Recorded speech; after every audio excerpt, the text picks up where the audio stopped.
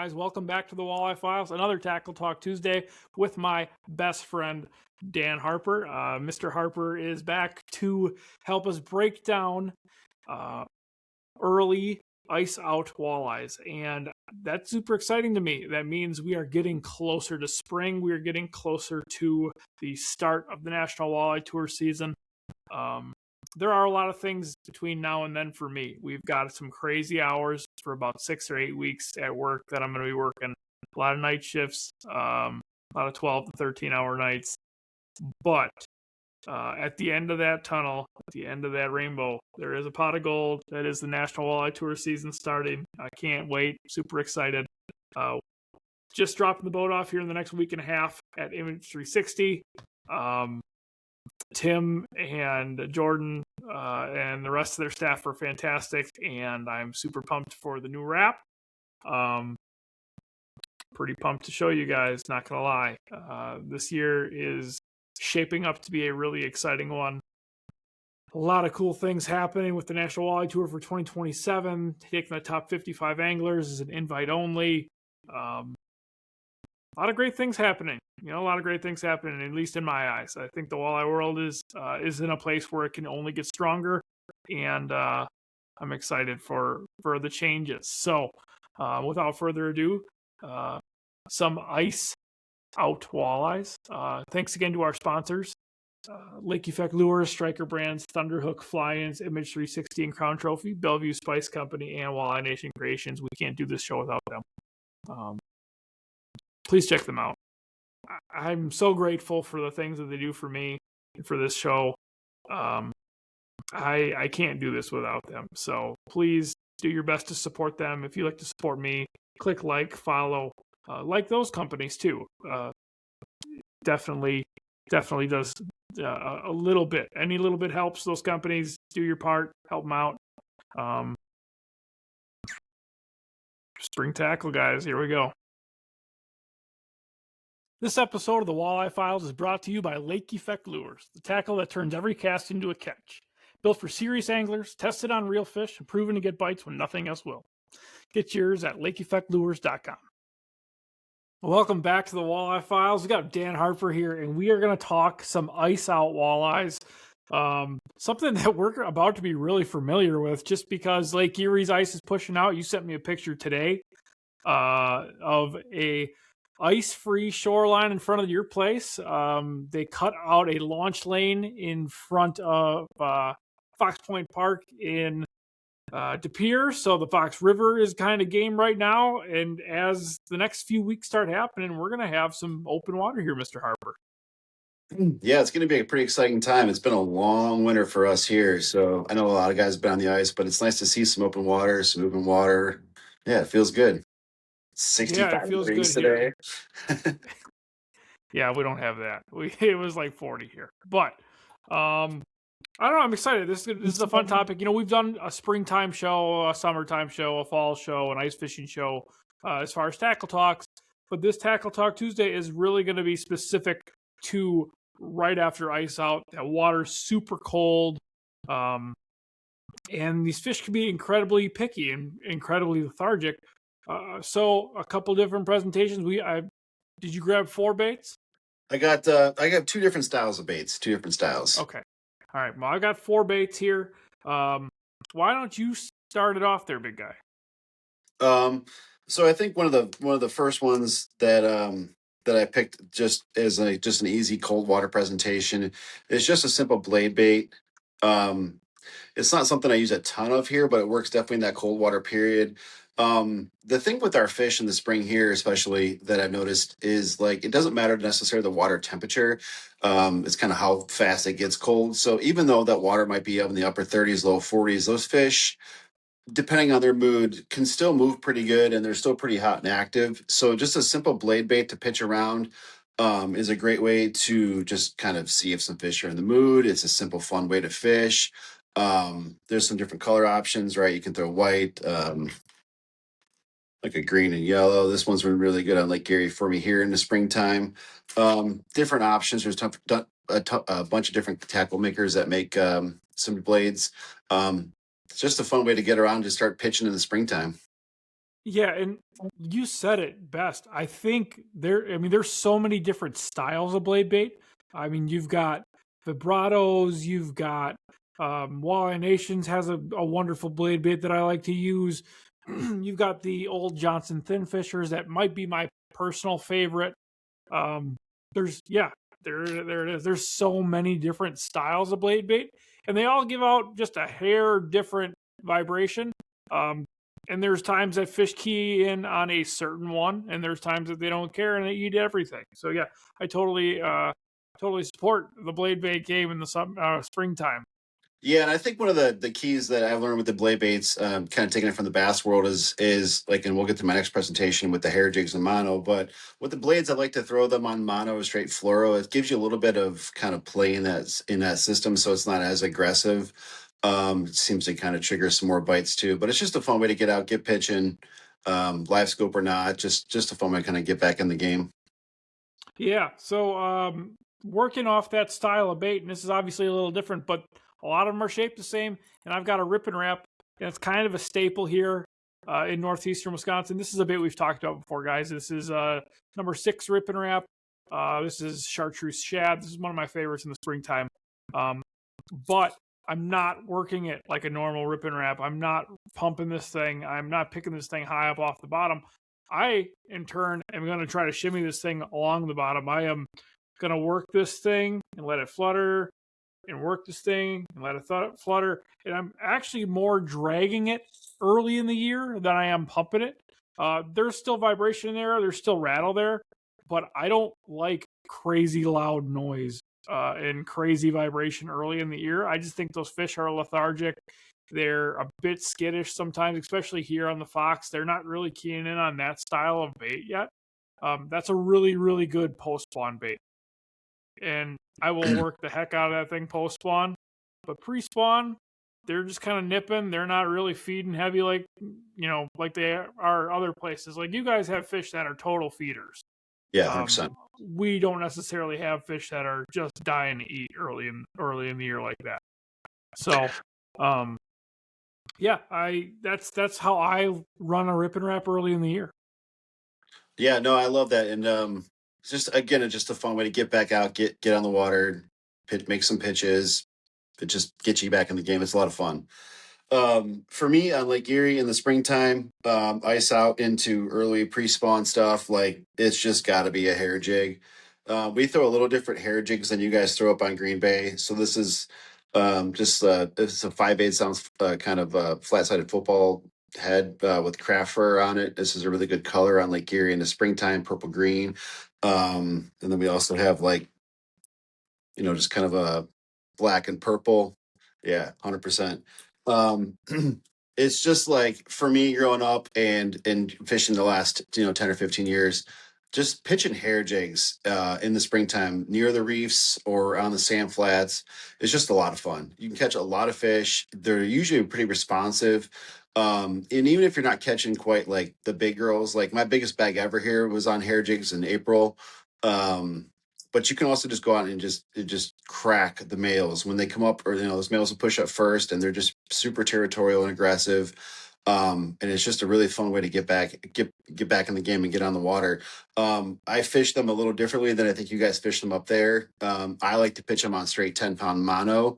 I don't want that braid to fluoro connection where you kind of get this pull on the hair jig. Those fish don't really seem to, they don't respond to that too much. So we like to throw the mono, at least I do. And I know a lot of old timers still kind of that I learned from fish that way. So when you crack them, so what you want to do is like you'll be making a drift over structure. You can use live scope, but for this, it's just kind of get you back to your roots, at least for me, in that vein. Just kind of set up on structure or off the side of structure. You're just bomb casting downwind. And as soon as it, hold tight, as soon as it comes to the bottom, you just whoa, whoa. And with that mono, it kind of gives you this bobber effect, pulls that jig up and down. And those fish just really key on it. And it's just a great way to catch some fish. Usually with the bite, when they come, they'll mush it on the bottom. So when you come back to pop, they're on. But every now and then you'll come into a pot of fish that'll crack it on the drop, and you get whop. and it's just so much fun. These fish really respond well to it. In the springtime here, we catch a lot of fish, and you can definitely run into some big girls. Like my biggest fish ever came on a hair jig was a 12 3/4 pounder in early April on Lake Erie. It's just so much fun. Yeah, and you know what's really cool about that bite is it's super similar. I mean, a lot of bass guys throw cold water tubes, super similar to a cold water tube bite, super similar to you see guys stroking jigs in weeds, stroking like a jig and pig, and you're like you said, your goal is to not bring that bait forward. It is to go up and down. So, and the difference is my goal when I'm fishing here is I'm pointing and reeling, is I'm bringing this bait forward. I am retrieving. Um, and that is just a testament to the different style of bait in the system. Like we are fishing mostly stray gobies a lot of time, you know, for matching the hatch. And honestly, I mean, hair jigs here. One, I'm always holding a stinger. We've talked about it so many times on here. You gotta have a stinger. I do like a really light hair jig. I started throwing 1/8 ouncers last year and had some fun with them. But that thump can be the difference. We've proven that a couple times. But yeah, any way you go about it, super cold water, hair jigs, they just work. This episode of the Walleye Files is brought to you by Thunderhook Fly-Ins, the premium fly-in fishing destination in Ontario, Canada. Trophy walleyes, giant pike, and remote wilderness adventures await. Book your trip now at thunderhook.com. I was just gonna say with your so for me here, I like these removable stinger hooks. Fish Addiction sells some. Most tackle shops sell some, or you can also just make your own board and tie your own. They're just really nice. They just go right on, boop, tight, and it just kind of will sit back there for you.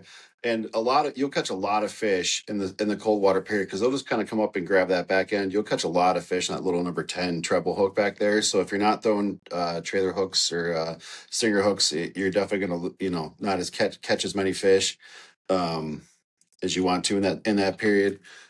It's just a lot of fun. I again to that system, a 7 foot medium, extra fast. I just like mono 10 pound suffix or 10 pound trilene, whatever doesn't have to be specific. Bomb casting down and cracking them is a lot of fun. If you're older or if you're not willing to kind of do that method, or if you're not set up for it, if you just want to kind of go vertical, these same hair jigs will work on a vertical presentation. Again, set up on that drift and work over that structure. And you can use your braid to fluoro connections and just keep lift 6 8 inches off the bottom, drop, lift, drop, and drift through that structure. And you'll catch a lot of fish too. I like to be a little more active and fun with it, but that is also a great way to just go out and catch a bunch of fish. Yeah, what's really cool is it doesn't really matter how you fish this bait. The action is in this hair, and that hair is going to float and move and provide some type of action, whether you crack it, you reel it, you jig it, whatever you're doing. That hair is going to provide the action you need. Yeah, and I think to that point too, and to point out just another difference between kind of the way you guys fish there and the way we fish here. I love craft fur, like hair jigs with craft fur in the spring. You kind of just get a little bit more movement with it. It's what I fish. I don't fish a lot of bucktail. I know you guys fish a lot of bucktail there on your hair jigs. There's a bunch of different companies that make a bunch of different bucktail or craft fur style jigs. They both work. I like craft fur more here, and I think you like bucktail more there. Again, it might be the way that we're fishing them, but Yeah, I think it depends on the jig and it depends on the bite, because I've had bites where it's got to be bucktail and it's got to be a white and purple bucktail, and I've had bites where it didn't matter, and I've had bites where the craft fur is the deal. So yeah, it definitely there's a lot of options out there, guys, and there's a lot of great companies that make beautiful hair jigs. I mean, I1 Baits, I've said it for a long time. That's my favorite. Michael, you make beautiful baits. Gosh, there's so many. I mean, there's hundreds of different companies. yeah, there's a lot of Walleye Killer Jigs makes a really good hair jig on Lake Erie here. It's just a craft fur style head and a craft fur style bait. It's just a really fun way to get back in the game after a long winter, and those fish respond well to it here. So it's just fun. I've introduced a lot of friends to it here, and they've had a riot doing it. And it's not always like a big fish catcher, especially here on Lake Erie, but you can catch a lot of fish and just have a great time when those fish start staging up. It doesn't necessarily have to be like into April or into the spawn period. If those fish are in the area, they usually will respond. You might have to like play with some weight heads a touch. Standard for me is a 5/8. I don't usually go lighter or heavier because I don't feel the need to, because you can catch them on that. I might have to go to a half or a 3/4, especially if you're in super choppy conditions, to get vertical with it if you're one of those guys. But it's just a great way to start the season. You don't have to put trolling. I mean, you can put the trolling rods out and cover water and do all that stuff, but it's just a good fun way to fish structured, have some fun with your friends, turn the boat sideways in the wind, let her go, bomb cast them down, and catch a bunch of fish. Yeah. And I mean, great note. I catch fish from, from ice out until August on hair jigs. I mean, there's no bad time to use one, but I just really do like them ice out. Absolutely. Next bait, we're gonna take a page out of Mr. Hank Cherry's book, guys. If you don't know who Hank Cherry is, you should probably watch a little bit more Bassmaster. We've talked about this before, and I watched him win this last tournament, and I got super excited about it. And it is just a stupid grub.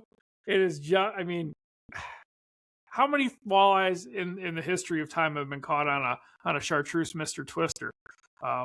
It is a beautiful bait in the springtime. It really is. I mean, I've got this paired up with just a 1/8 ounce jig. It's so simple. It's so simple. But that flutter, when it flutters down, is what you're looking for. Go ahead, because I know I was you gonna got say, things yeah, to say. and it's a nice like addition and a caveat to that. I mean, you don't have to get a different rod. You don't have to rig it. If you don't want to throw the hair jig, if they're not responding to the hair jig, just put on a 1/8 ounce or 1/4 ounce head and a curly tail grub, and you can fish it very similar. But sometimes that slower fall rate, that little boop, boop, boop, boop, boop, boop on the way down, could be the thing to trigger the bite. So it's super cheap. Like nothing we're talking about here is really expensive. You don't have to have live scope. You could just get a pack of heads, a pack of grubs, a pack of hair, a mono rod, whatever you want to do, fire them out and you can get after it. And it just works. This episode of the Walleye Files is presented by Image 360 Inc. and Crown Trophy of Oshkosh, Wisconsin. For over 30 years, Image 360 and Crown Trophy have been Oshkosh's go-to for signs, vehicle graphics, custom apparel, and awards. Proudly serving northeastern Wisconsin with quality that speaks volumes. Your brand deserves to stand out. Let's make it unforgettable.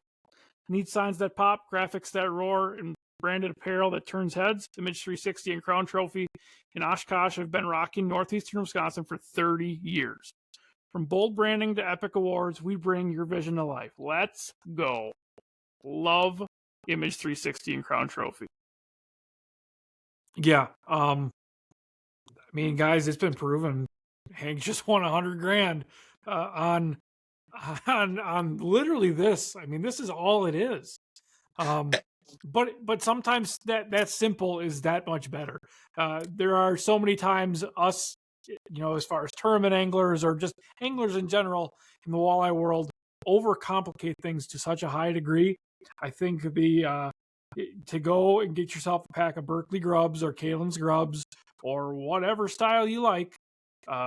Chartreuse being my personal favorite color, throwing them. Mr. Twister, like I said, takes me back to when I was a kid, throwing them in rocks, catching big smallmouth bass, catching walleyes on them in the springtime. That's my favorite. Yeah, and I think like to a simple stuff like a hair jig and a grub, with the advancements in technology and advancements in tackle with the rip fish and the finisher and a rip and wrap and even just hair jigs, there's secret tires that make heads and certain whatever. Going back old school, these fish don't see that anymore. Like they don't see a curly tail grub really on Lake Erie at all, and it works. Just a craft for a hair jig. They see them a lot in the spring, but like it does, like your point, it does work throughout the season. And it's not really expensive. You don't have to spend a bunch of money. You don't have to go out and get these $10 baits. You can get a pack of grubs is probably $4 at Cabela's. get 10 or 15 of them in a pack of heads, and you're in a game. It's a lot of fun. The fish don't see them that much anymore, and they really do respond to them. Those old school kind of techniques really well. Yeah, and the last bait I got, and it is something that I fished the crap out of last spring, and I caught them really good. And it is the Lake Effect Lures feisty fry on a net head. And I've got it on a net head. By you, I'm gonna throw it on like a Queen's tackle head or just a round ball head, something tungsten that I can ping. That's the scoper's thing, guys. That's just what we do. But I love the split tail. I've got the 3 and the 4 inch here in my hands. I really like the 3 inch actually. I didn't, for some reason, the 3 inch walleye bait gets discounted a little bit. I think in a world where bigger is a lot of times better, which is totally true. Big swim baits, big crankbaits, whatever. This 3 inch bait, I caught more 25 plus inch walleyes last spring than any other bait I threw. I really like the 3 inch. I really like it on an 1/8 ounce net head. By us on the Fox River, you have the dam. That bite is really, it's a jig eater. It is a jig eater. You will lose a lot of money in jigs. I lost 3 jigs in one night, and I fished for about 7 hours. That's a pretty good night. That's a really good night. And I'm throwing a net head. I'm throwing it up into the current, keeping my line tight, feeling my jig crawl over rocks. If it gets tight, I'm picking it up. And when it gets really tight and it starts swimming off, you're catching a 7 to 8 pounder. It's pretty cool. And then by you, sorry, buddy, if I'm cutting you off. No, you're good. But by you, like I said, I'm pinging this with live scope. That's just the game in the springtime. That's what I like to throw. And Lake Effect makes a beautiful bait. They make a really nice, durable bait. I love the split tail. Love the rattle on the inside here. We've talked about it before.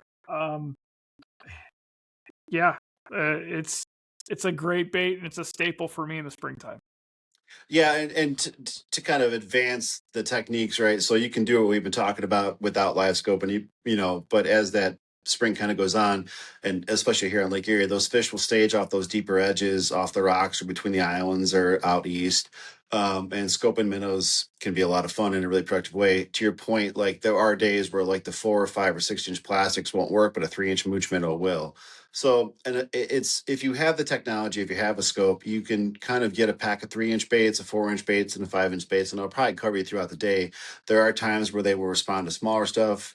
Maybe they want the bigger stuff. But just that flat split tail and just kind of that wag seems to be really good in the cold water period. Sometimes they don't want a super hard shake, so just kind of like a softer wag. Play with your jig head sizes to kind of keep that bait above the fish. Find those pockets of clean water when that'll make that bite even that much more better for you. And we've definitely obviously caught a lot of big fish the last few years doing all that stuff. So it's a lot of fun. It's a really good way to catch some fish, especially in the springtime when they're kind of grouped up tight. It's a good way to just learn too. Like if you're trying to figure out how to catch fish, and the nice thing here on Lake Erie in that colder water period, ice out through the spawn, you're just usually looking at walleye.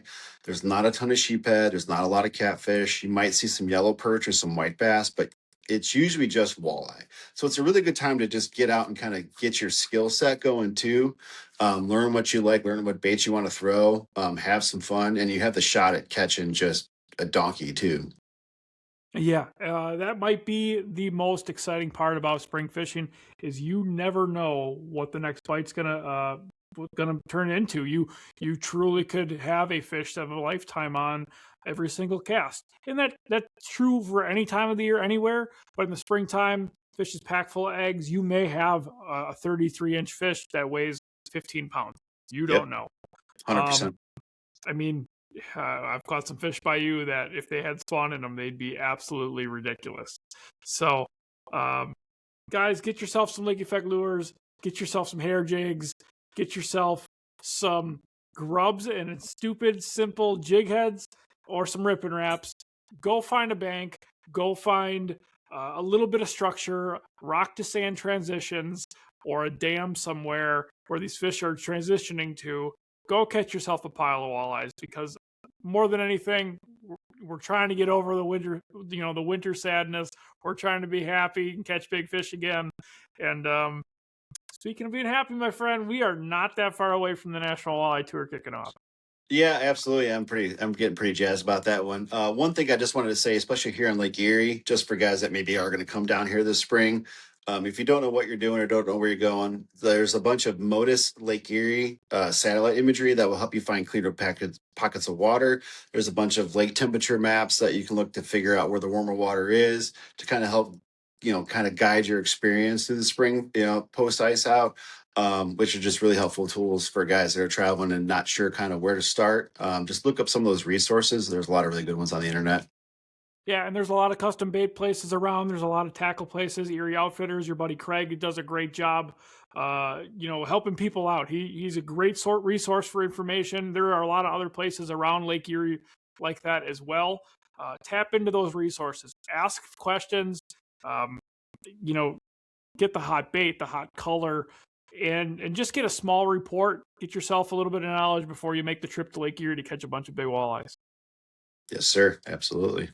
Well, my friend, we are, like I said, a handful of weeks away from the first National Walleye Tour event. I'm looking forward to seeing you, having a cocktail, and just relaxing a little bit. Guys, everybody, thanks for watching. I appreciate every one of you. Thank you to our sponsors. We can't do it without you guys. And go fishing, guys. Go catch a big one. Yep. Happy spring. Happy spring. Finally.